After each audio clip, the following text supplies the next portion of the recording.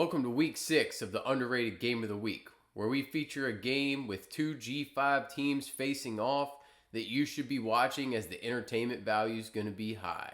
This week, Western Kentucky takes on Delaware in what should be an exciting matchup on CBS Sports Network at 7 p.m. Eastern on Friday night. We get a weeknight game this week. The total in this one, 62.5. Surprisingly, the line, Delaware minus 2.5, not tipping picks, but you get an idea here. Why is this game intriguing? Why should you tune in? Coming into the season, I really expected the Hilltoppers to be a team to contend for the Conference USA title, and they look to be well on their way as the betting favorite currently. But the Blue Hens really placed their name firmly into the conversation of title contender when they beat up an FIU team that I have bet the over on their win total. I thought they were a good team coming back, and I believe they could be a dark horse to be in the title game of this conference, and they still could be, but that devastating loss to this Delaware team is going to be difficult to overcome for the FIU Panthers. That means that we now have two championship game contenders facing off, and each features a high-powered offense.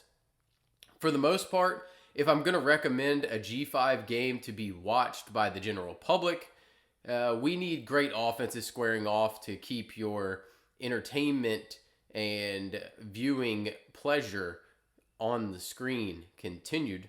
And I think this features plenty of points in this one.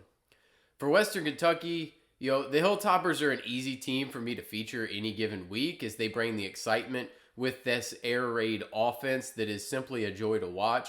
Their only loss was the last time they were the underrated game of the week against Toledo, as what I expected to happen did with them being overwhelmed by the physicality of this Rockets team. And then on the offensive side of the ball, we all know Maverick McIver. He's continued to put up numbers while spreading it around to his top targets on the outside. Matthew Henry, more of the big play, deep threat, a bigger body wide receiver for them. He's not huge, but in this case plays a little bigger than the size. KD Hutchinson, a demon out of the slot, smaller, diminutive slot wide receiver, prototypical there with a ton of speed to burn. Musa Berry, good short area target, runs those like intermediate routes really well. Tight end Noah Myers, good player. And then running back Marvis Parrish, he started the season hot. He's still a very good pass catching weapon. But we're going to talk about the backfield here in a minute. Henry is somebody I was really impressed with early in the season, especially that Sam Houston game to start the year. He's really cooled off prior to last week. Last week, he just really had a decent game, got back into this about 5 for 80 a week ago. He can really make plays down the field on those 50-50 balls, but anybody on the field can really hurt you, and they can hurt you in a hurry. It's an equal opportunity passing offense that's not going to funnel targets to anybody in every week, and rather is going to feature whatever the best matchup is in that given week. You could really see any one of Henry, Hutchinson, or Berry be the leading receiver, and it's not a surprise if the running back Marvis Parrish can manage to get 5 to 7 catches as well. Now, I mentioned the backfield. The biggest shocker early in the season was really the emergence of Parrish over the two veteran backs in Lavelle Wright and George Hart. However, that's really changed over the past 2 weeks as Parrish kept his pass catching role like I talked about. But Wright specifically has really gained steam on the ground. He's cashed in 2 rushing touchdowns in each of the previous 2 games. And it seems they found something there, and I expect that to continue. So long as the boxes continue to be rather light, they should run into those fits with the lighter boxes trying to take away the passing. So defenses are really trying to turn into a run funnel here and play red zone roulette more so. Per usual, the defense in an air raid system tends to give up a ton of yards, specifically on the ground. They're giving up over 210 per game. They have done a really nice job of limiting the points allowed as their red zone defense ranks well nationally, showing a true bend but don't break mentality. They'll play red zone roulette. They'll let you get to the red zone and then tighten up and hope that you can't score touchdowns. and then that way their offense gets the football. One thing to keep an eye on here, it's Western Kentucky has been absolutely atrocious in penalty yardage. These are hidden yards. They're a big deal. They're 119th in the country with over 74 yards per game on penalties. So they need to show more discipline in order to continue to have better field position, as those can really add up and just give away yardage. And then now you got to make it up with the offense. On the Delaware side, I really did not expect to be featuring this team in year one of being in the FBS. I half expected the transition to take some time for what was once a storied program in the FCS's top conference, what was the CAA or the Atlantic 10, depending on when you want to be there. I was there for the transition between the two.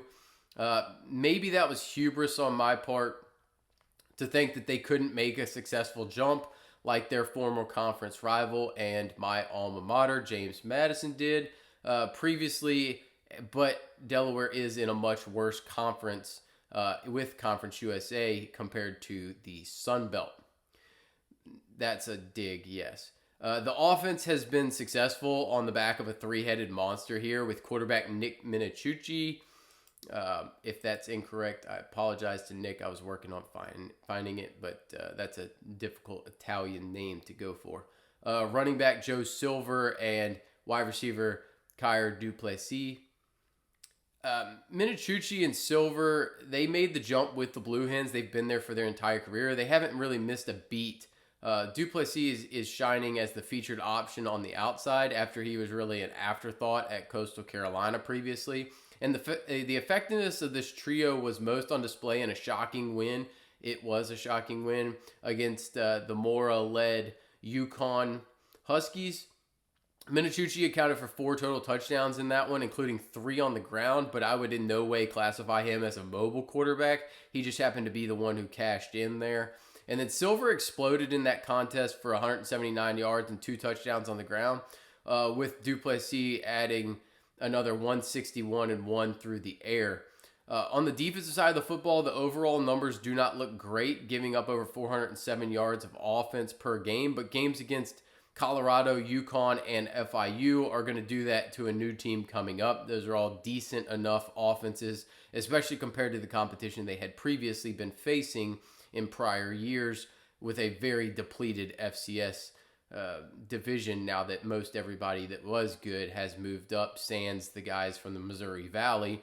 And then holding FIU to 16 points really showed a massive improvement, as that can be a solid offense with the experienced pieces that they have. However, they're really going to have their hands full with this explosive Hilltoppers team. I would say keep an eye on how Delaware does on third downs.